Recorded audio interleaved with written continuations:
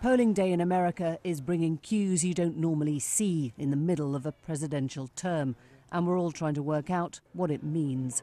There's talk of young voters changing races in key battleground states.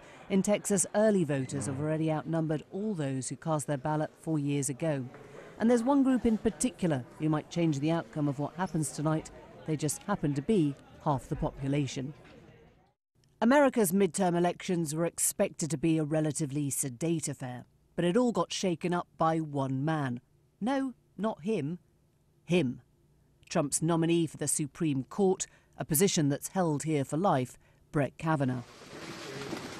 Democrats were nervous about Kavanaugh's social conservative politics. They feared he'd roll back gay marriage, overturn abortion legislation, reverse progressive steps the country had made under Obama. But then this happened. I am here because I believe it is my civic duty to tell you what happened to me while Brett Kavanaugh and I were in high school. A woman came forward who accused Kavanaugh of attempted rape at their high school. I tried to yell for help. When I did, Brett put his hand over my mouth to stop me from yelling. This is what terrified me the most and has had the most lasting impact on my life. And just like that, everything changed. Kavanaugh pleaded ignorance and innocence. The other night, Ashley and my daughter Liza said their prayers. And little Liza, all of 10 years old,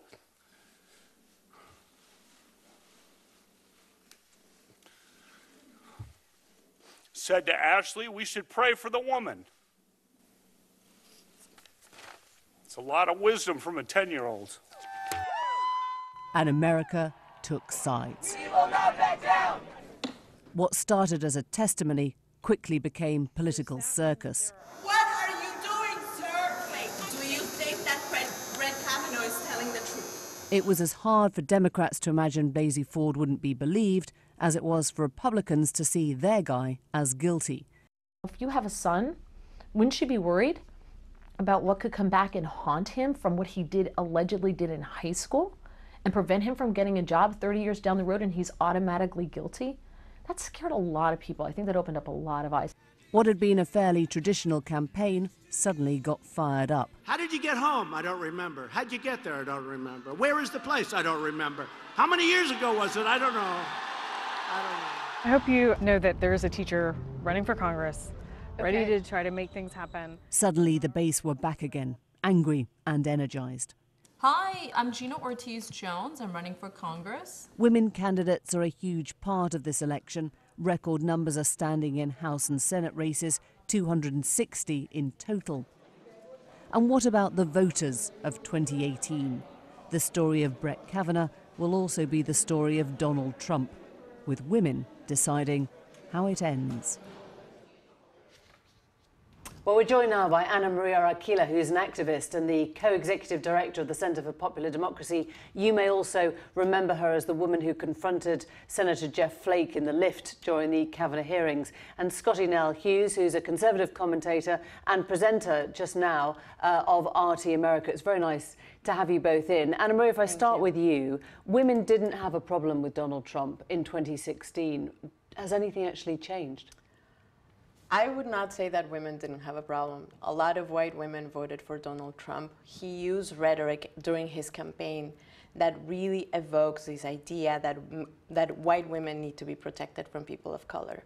He started his campaign by saying Mexicans are criminals and really stoking fear and hate, and has actually led a whole administration based on fear and hate.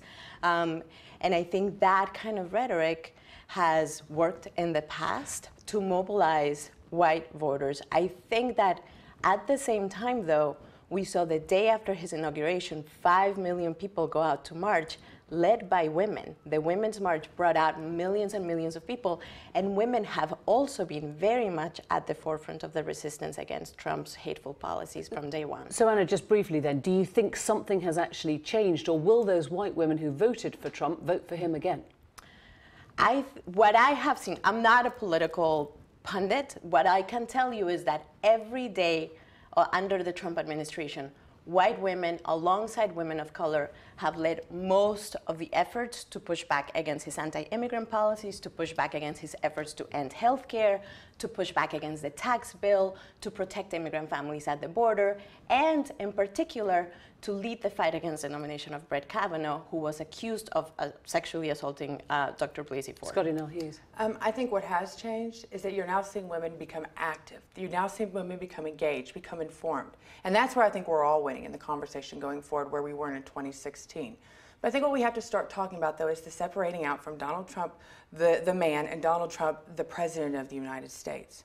When it comes to the man, I think a majority of women will say, no, I do not agree. They do not like him. They do not like the things that he says, how he says them, his tweets. That's nothing new. Why do you have to separate out those two things, and why do you not have to be responsible for the person you are when you're the president? Absolutely, you just have to be responsible for it, but when it comes to me, the person, individual, when I'm looking at my paycheck, and there are some relief, middle-class voters are seeing relief. Women are looking at their paychecks and seeing that they are taking home more, that they are getting more of a refund, that actually they are doing better in health care because under the past president, so you separate them out. So you put up with the abuse if it makes your life easier? Well, it's not like, that's the key. It's not like President Trump is individually going to every single woman.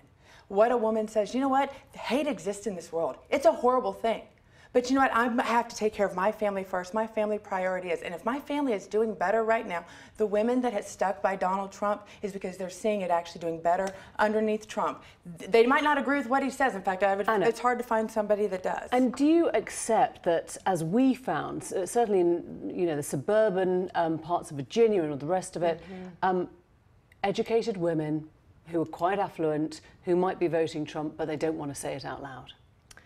I mean, I think that it is a fact that most white women in America voted for Donald Trump in 2016. It's a fact. It's a thing I do not understand, because I don't think that you can separate the man from the politics of the man. In fact, this man expresses his worldview through policies that attack women. But when you listen to Scottie, I mean, you understand that, don't you? If a woman's sitting there saying, he says stupid things on Twitter, but I'm looking at the extra money that's coming in my paycheck and I'm looking at whether I think I'm going to be safer, then you vote with what you think.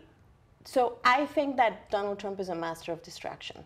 He has used the caravan of people that are looking for safety to say, this caravan is full of men of color, brown men who are violent. That's what he's saying. He's trying to distract the country to make people forget that he tried to end Obamacare 5 times, that he passed a tax bill that took billions of dollars from the safety net that women and men across the country need. So he's looking, he said, look at me here, while he has his hands in our pockets, including the pockets of women. And the latest polls that have just come out in the last few moments show, I think it's 43% are saying healthcare is the most important issue this time round. Now, why isn't that affecting the way women are voting? Why aren't they saying the Democrats? In 2010, that's the reason why the Democrats lost the House and the Senate, was because of the Affordable Health Care Act, because it did take premiums and raise them 115%. The average American family in 2010, their premium went up by $250 per month. Now we're seeing the individual mandate, which was very hard, especially on single working women. When you had that mandatory individual mandate, Donald Trump revoking that helped a lot of women who are actually having to they don't have time to be activists or to be out there listening to the news 24/7. They're worried about their own families, and to that, it helped. And so they see that. A last thought. I set up the film with the Brett Kavanaugh hearings. Do you think Democrats now wish that had never happened? Do you accept that what we saw ultimately was a reinforcement of that brand of republicanism that supported the guy who'd been accused? Yes, I mean, what the senators had was a tremendous opportunity to signal to the country that they would not reaffirm a culture that enabled sexual violence in the first place by diminishing the voices and the brilliance and doubting the brilliance of women. And what they did was they failed. They are politicians who follow their party boss, and their boss is Donald Trump. But they could have actually listened to people and understood that this was a moment to shift the culture in this country and say, we will not do the same. We will not repeat the history of 30 years ago. Isn't that depressing? Well, the Kavanaugh confirmation, everybody lost. There was no winning out of it, especially coming out of the Me Too movement. But what it did do is show that you actually have to have evidence and you actually have to be able to produce it and show it. That's very hard in most cases of domestic violence or when these things happen. It definitely took women back a step. In a lot of cases because of the protests and how they were handled. It did not take women back. That is absolutely not the case. The fact that you are making an argument about evidence when there was no exculpatory evidence is so wrong. What it did was reaffirm a culture that says, well, we have two people saying something, we will believe the man, and that is what it did. But I'm so sorry we have to end it there, but thank you.